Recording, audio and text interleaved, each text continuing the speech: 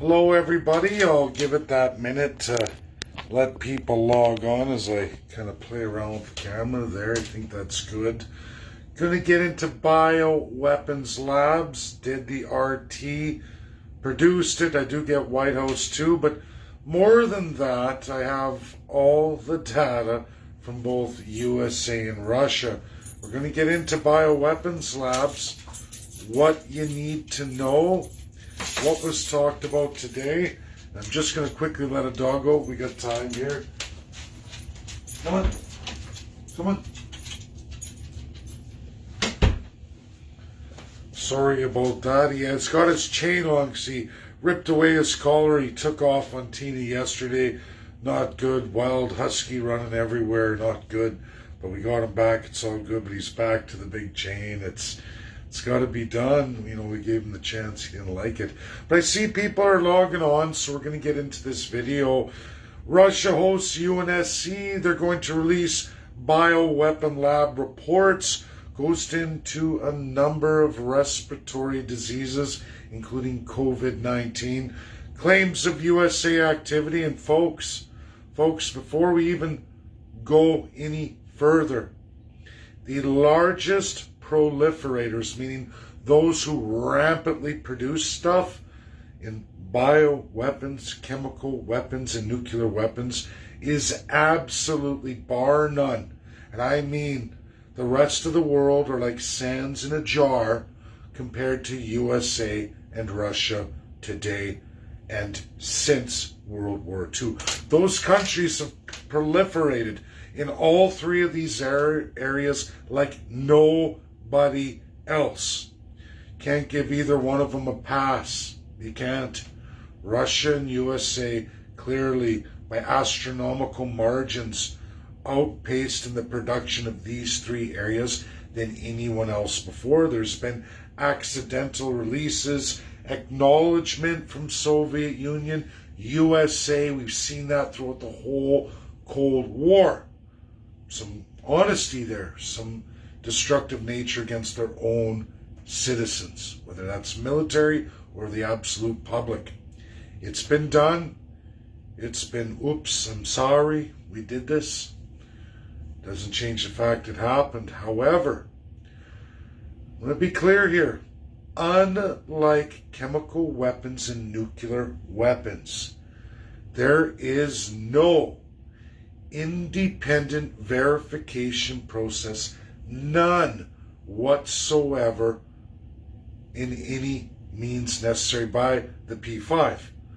Now, COVID-19, all five came together, agreed to manufacture vaccines, work with the world. They had no problem doing that all together to get these viruses way past Operation Warp Speed, not just USA, Russia, China, France, UK, all of them together in unison developed vaccines. We clearly see who's got the most control of value and supply chains. Clearly, USA number one, Russia right there, UK floundered, France didn't get involved till nearly the end. They're there nonetheless. And then two other non-P5 countries got in there. China did too for China, but Russia got out there to a vast amount of the world, vast amount of their group of countries, way beyond almost nearly 1 billion people reached by Russia. USA much more than that, but those are the two massive suppliers of the value supply chains. Clearly, USA dominates the whole market. Now, they all came together for the vaccines, but yet, when it comes to bioweapons, this mass ability to produce, to treat disease, they could do that, but they couldn't come together to give independent verification of bioweapons, which should alarm everybody. We're going to go into residential school genocide just a touch because I have another day 16, story 16 already well crafted for tomorrow. There's a lot of stories, but I choose as current events. This is kind of a little preamble taste, and it affects all Canadians, but specifically it affects Inuit and the Treaty Indians of Canada, specifically the Western Treaty Indians, the bulk of the Indian population in Canada, bulk, and specifically my home province of Alberta and those northern peoples all the way through. This is the former Northwest Territory. It is the 1876 subsequent treaties of all those numbered treaties that came from then till now. Then till now, folks, all of those first peoples under those treaties have never been hit so hard than hit hard by TB. And to put it in comparison, even today, there was a release by Russia on BRUCELLOSIS, another bacteria, another devastating bacteria, treatable, doesn't lead to disease, but it can wipe out a healthcare system, largely wipe out a people. It's not that they're going to die, but they're not able to get up, fight, resist. They require medical attention. That's clear. You're going to be sick to your stomach. You're not going to be able to defend yourselves. We see the British involved in all these biological weapons in history, folks. In real history, the British, way beyond USA, way beyond Russia, Russia and USA, never had any kind of history that you will see Britain with China. China is deadly against UK for this forever and a day. So, who do I take my data from to present this video to you today? I made sure the data is from both Russia and the United States of America, who both refused to get involved in any kind of verification process for biological weapons labs. They agree chemical, they agree nuclear, but yet they don't do anything about biological weapons. That should concern every citizen of the world. As was stated today by many countries, biological weapons have no borders, folks. No borders. You can come together to manufacture vaccines and to see how strong your valiant supply chains are, which clearly show the world Russia and USA are mighty federalists, mightily capable. They're just as capable, both countries, of mass producing biological weapons with no independent verification. But let me tell you what they have released on COVID-19. They've released on brucellosis and absolutely TB, and what that means for the first peoples of Canada, specifically just Canada, tied to the UK. And we have to start questioning things now, folks. In comes COVID-19, huge outbreaks of TB amongst all the northern peoples, specifically for Alberta, large mass portion of Treaty 8. All of a sudden there's TB outbreaks everywhere. To put it in perspective, folks, led by the absolute United Kingdom, hiring the Catholic Church, Anglican Church, and others, but those are the biggest we're just going to talk about today. For every 100,000 residential school children, 4,000 would succumb to tuberculosis.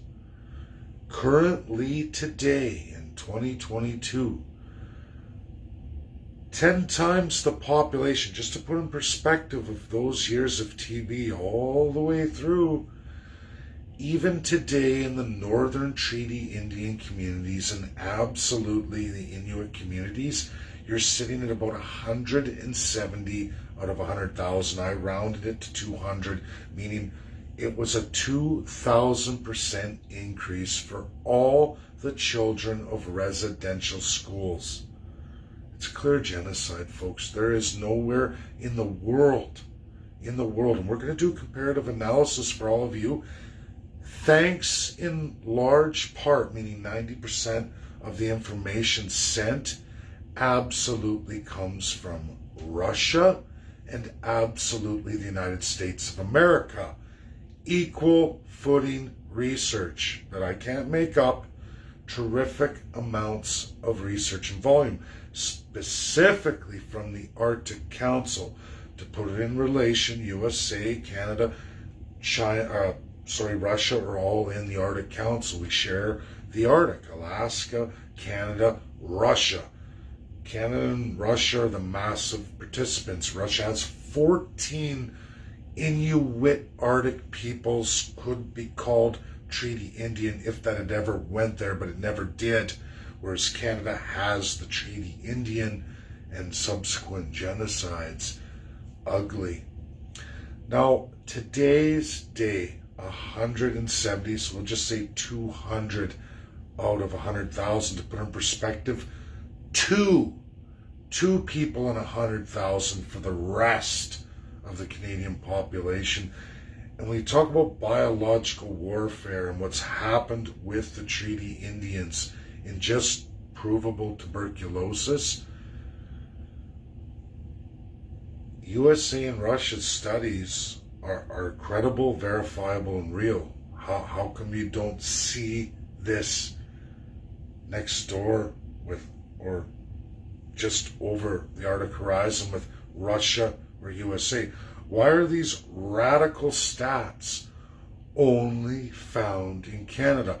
To put in perspective, the University of Alberta cutting edge medical system hospital, arguably bar none the best on disease control, diseases of the heart and respiratory, bar none in most of the world, highly financed, one of the greatest institutions. If you've ever dealt with diabetes or heart, they are by far, bar none, the best in North America, even beating Russia, a tremendously small country Canada is. U of A has these great, massive things that they've accomplished in the world that nobody else could. Our healthcare system largely the reason for that. But how is it that those northern peoples have these breakouts, have these huge numbers, and then we look at residential school genocide in TB, how is it that it is so manifest in those northern peoples with the U of A so very close, within range, within outpost access? You can't explain it, folks. You can't explain it. This is colonial abuse. It's the only explanation. Russia, USA data that Canada can't match with a massive facility like the University of Alberta, a massive healthcare system, way more funded than both those countries, with exceptional realities in this world that are monumental even to this day, and even now, and even then. Look at diabetes, how far back that goes. That's the University of Alberta. The cure of insulin, at least, the synthetic insulin. How is it those people suffer like nobody else? How come in COVID-19, massive TB outbreaks, all in Treaty 8 and into the Inuit? Why? A disease that should largely be wiped out. It is a disease of color today. I can tell you Russia and USA both release the stats. Out in the world, which are almost all colonial state empires or former colonies, you will find billions of people suffering COVID-19, brucellosis, and TB. All of color, all of poverty. We call these diseases of poverty. Largely white people unaffected. You will find that it is all those in the Northern Treaty Indian, those of the Inuit, who are getting wiped out at a much, much higher rate, at least 20 times more than the average Canadian. There's no difference except for poverty, the administration of health care, and the absolute diagnosis that isn't done often until way, way too late in the stage of the game. Not the same for Russia and USA, who even have less health technology in that respect. They understand the disease, but they moved quickly to eradicate it. You're going to hear day 16 story for all those of residential school genocide. Just looking at TB. Hey, I'm not going to get into the coronavirus and the rest of it. I'm not even going to touch on brucellosis today. We're going to highlight that tomorrow, day 16. But I will give you the TB now. Residential school children were 2,000% more likely to die of TB than even the First Nations of Northern and absolutely all of the Inuit. 2,000% more than them. We could look at it 2 against 4,000. That's a massive amount difference, 2,000 times more than your average Canadian for residential school Indian children. Can you imagine? Hey, you're going to go to school in the Catholic Church or the public in the Canadian system, give up your status as an Indian? Or you're going to be 2,000% more likely to die of at least TB, never mind the rest of the horrificness. Never mind the rest of the horrificness. As you heard Tina Marovich's story last Sunday, her mother bashed in the head, thrown in the TB ward, and thanked the Creator that she didn't bleed out. She nursed herself, massive scar, remains today, no stitches.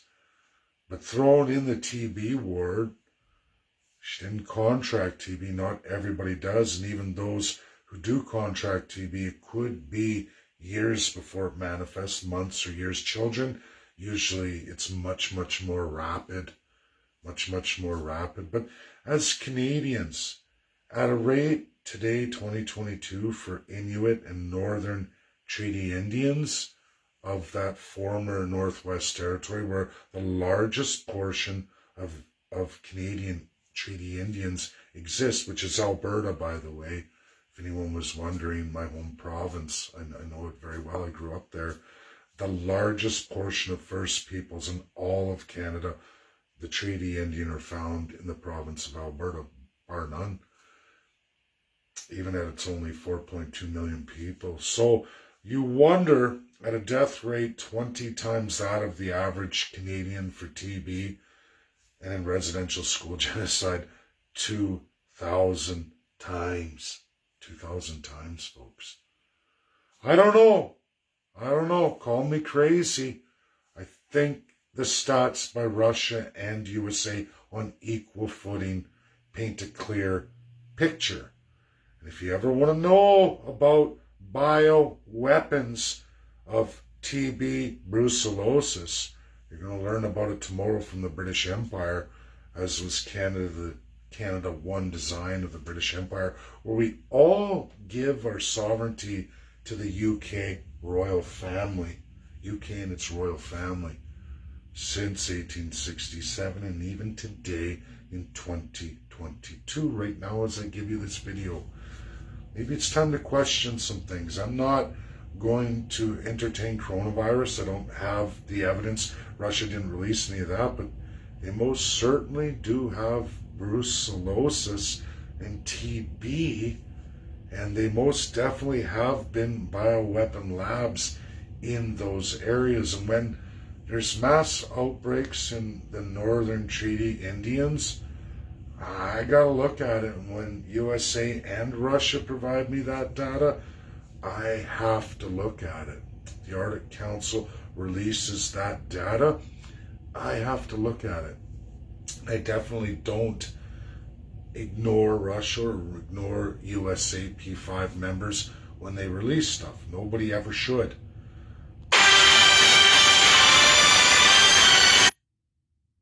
Always got to take off the notifications, but people, don't ever ignore those powers regardless.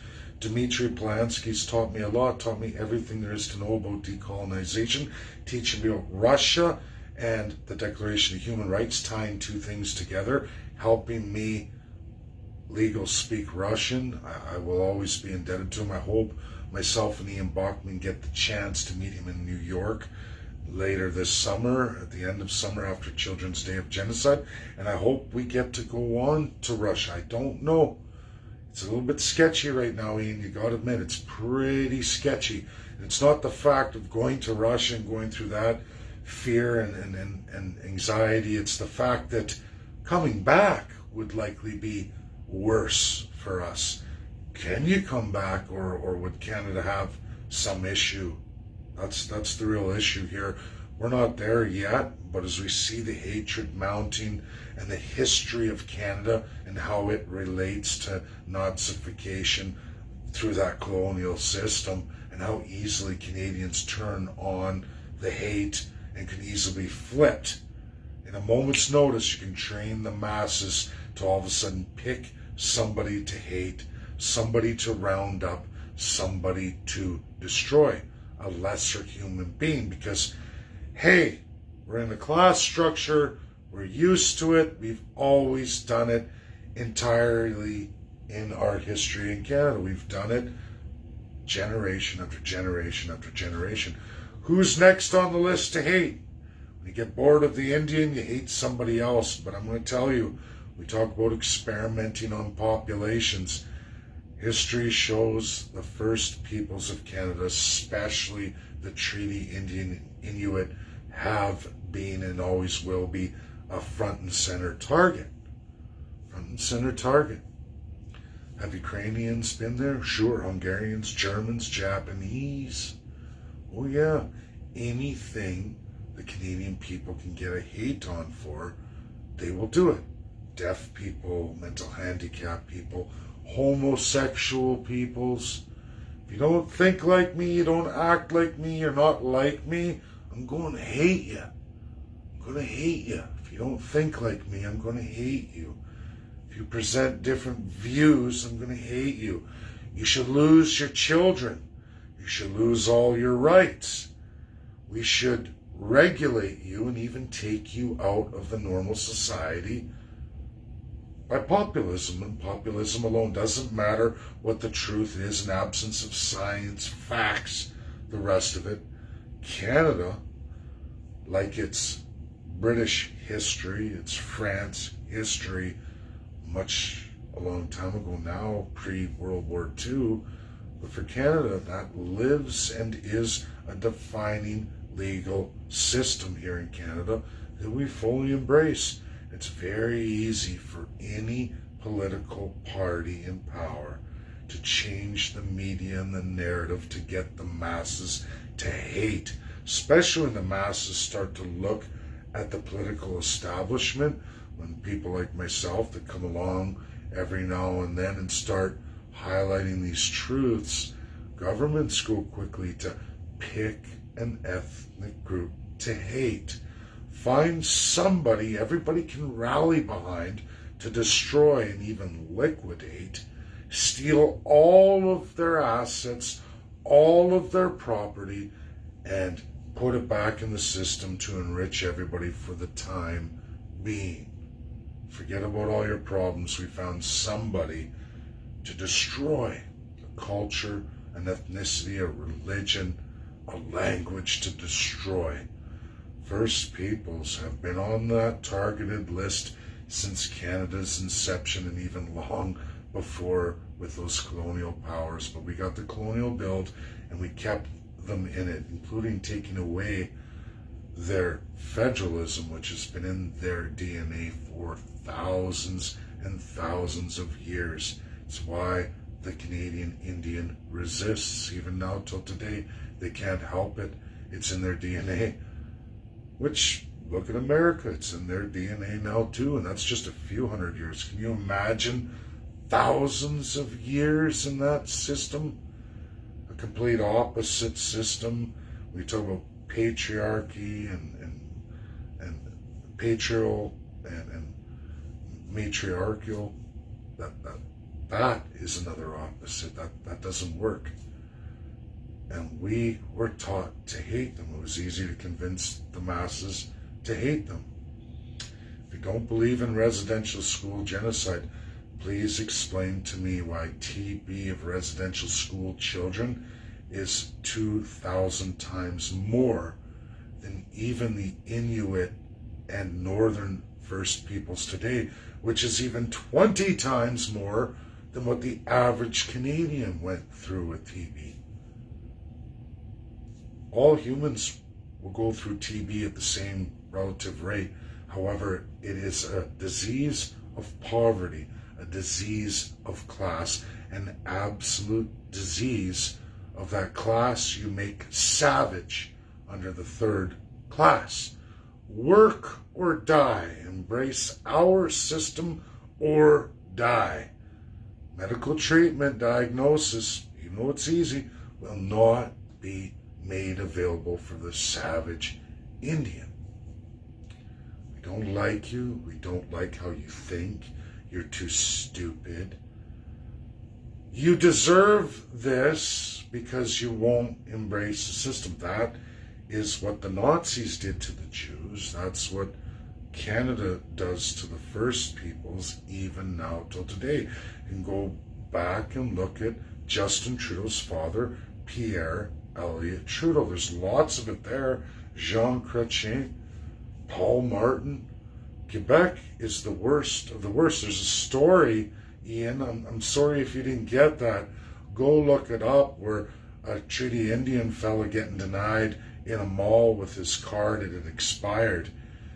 You know, Ian, we should have recorded that shit. I wish I could go back in time and just had my cell phone sitting there and recording every single hotel or everywhere we went, and just how much of a fight to get told to piss off Indian, basically.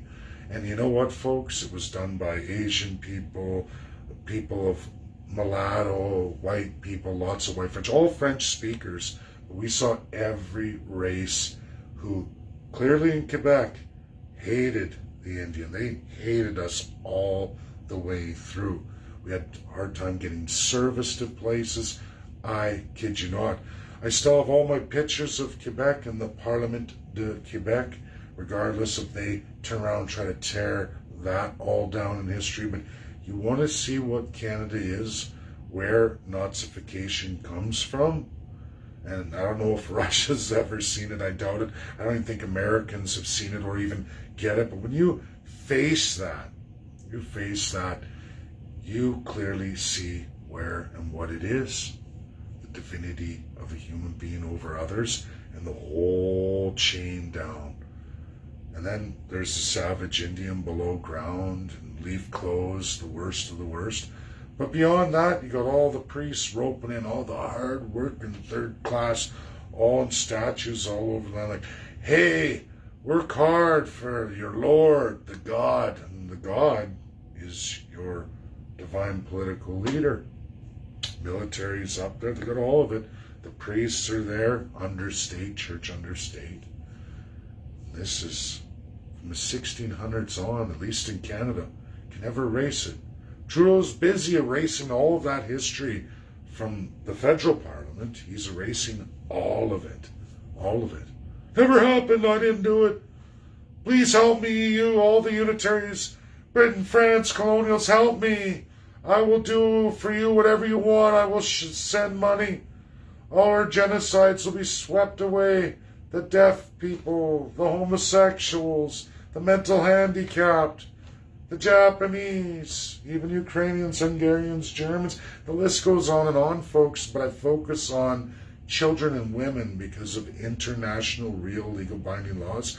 Were these atrocities? Sure, but men have never been afforded an international law. They've never been afforded the same crime status. It's a crime, but it's not as high on that list. When you have women and children, and then you have clear children, armed conflict taken from parents and then murdered away at a rate of 2,000 times more than the average everyday student, regardless, even in Indian schools outside of the residential school in a public or religious setting. As long as it was mixed with other Canadians, somehow, even if they were on the reserve, they're still going home every day. I know I went to school in situations like that. I went to my Catholic school. There were Native kids at the school in various times. Yeah, folks, it's incredibly crazy. And you can't deny when both USA and Russia provide those stats.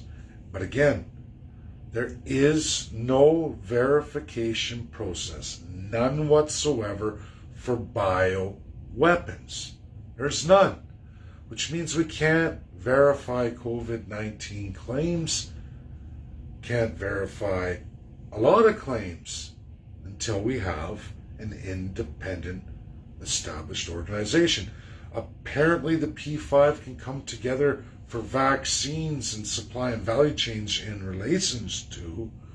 They can't come together when it comes to the bioweapons side. If you're able to craft these vaccines in record time and mass distribution, of course, largely not for the people of color in the developing world, not for them, even a very, very hard time to get out to all the communities, Northern First Peoples and Inuit, let alone distribute and make something viable for them. If you don't believe me, look at TB. Apparently we can't do it. Can do a lot, but not keep Indian children or Inuit children alive to the same level against a disease that's largely non-prevalent in the rest of Canada, regardless of your race, including First Peoples who went through enfranchisement or were released. Half of them that did survive, released, didn't even know where they came from. They were too young. They didn't know how to get back to the reserve. Didn't even know what the reserve was. They weren't allowed to speak their language for all the school years. They learned English. You get released out into the street and you've been abused. You don't know who your people are. You don't know how to get back to your reserve. You don't even know what that reserve was. You can't even remember your language and culture anymore because it was beat out of you. Beat out of you. Child, defenseless children. Here we are in Canada, shooting our mouths off, acting all, we're the best country ever, but yet we're still doing that same stuff today. It's unbelievable. Like I said, bioweapons claims, Russia or USA, until the P5 establish a real independent verification process, signed, sealed, certified by all five, I wouldn't believe any of them. I wouldn't trust any of them, and I wouldn't let people put up any high military-funded labs in my country. I would not. I would not. Not a one of them. Not a one of them. If you have a problem with that, my thing is this. Go look at nuclear proliferation. Go look at chemical proliferation. I wouldn't have UK building biolabs here. I wouldn't have Russia building biolabs here. I would not have the USA building biolabs here. I wouldn't let China build biolabs here, and I wouldn't let France build biolabs here. No way. No way. Now, is there a level of who went absolutely ballistic in this stuff? Sure. Russia and USA. Does Britain have a clear history of mass genocide through bioweapons, chemical weapons, real quick, just like Germany, to develop and launch as much of that as they could? Absolutely. France too, and guess what, folks? Why? Because they're all colonials, crown colonials under crown customary law. They all share it. USA, Russia don't share it, neither does China. Too much of an imperialism and a former colonial, but too many years removed and not enough time as a crown monarchy. Not enough time. 0 for China. Literally 0.5% of USA's time as a country under their constitution. Less than 0.5. Russia 0.32. It's not good, guys. They don't know. They have no idea. Their academia wouldn't look at it unless someone's pounding on them, which I do. And a lot of academics, real credit, said, yeah, we're going to change our narrative. We're going to start focusing on this. And I'm happy that most of them are Democrats. That's terrific. I don't know how long and how much work that's going to take. Probably a lot when they're starting at such a low volume. But thanks to comparative law and legal speak, we have somewhere to start. And I'm happy to be a tiniest of light bulbs to highlight that. Just a light bulb in a Christmas tree all around the world. And let's just see where that goes. Thanks, everybody. That's my video. Learn the truth. And stay tuned. Residential school genocide, story 16, day 16 tomorrow. You're going to hear all about biological weapons in an area of the world, and those time frames are going to make you go, what in the, I think any human being hearing that story is going to go, holy smokes. Really? Yeah, really. Then you start to analyze Canada. You start to look at things. Hey, well, what do you mean these outbreaks? Where? How? And you start to question, well, the history, we're seeing this as a rinse and repeat. It's off the Canadian model design, alive and well today in this world. Scary stuff, folks. Bye now.